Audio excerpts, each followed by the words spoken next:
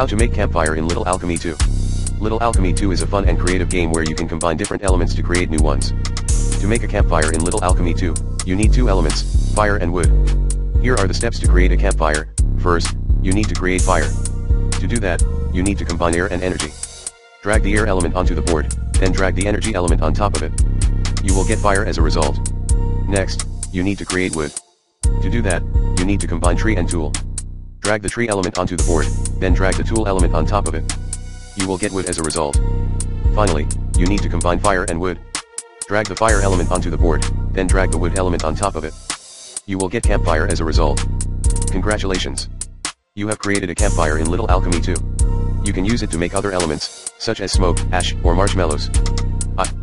Little Alchemy 2 is a game where you can combine different elements to create new ones. You start with 4 basic elements: air, earth, fire, and water. You can mix them together to make more elements, such as steam, mud, lava, and so on. There are over 700 elements in the game that you can discover. Time is a special element that you cannot make by combining 2 other elements. Time is unlocked when you reach a certain progress level in the game.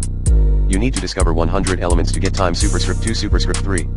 Time is a very useful element because it can help you make many other elements, such as day, night, clock, history, and life. To make time in Little Alchemy 2, you need to follow these steps. First, you need to create 100 elements by combining the basic elements and the ones you already have. You can use the hints in the game or search online for some guides to help you.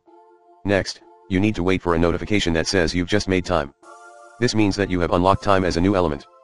Finally, you need to drag the time element from the library onto the board. You can then use it to make other elements by combining it with different elements.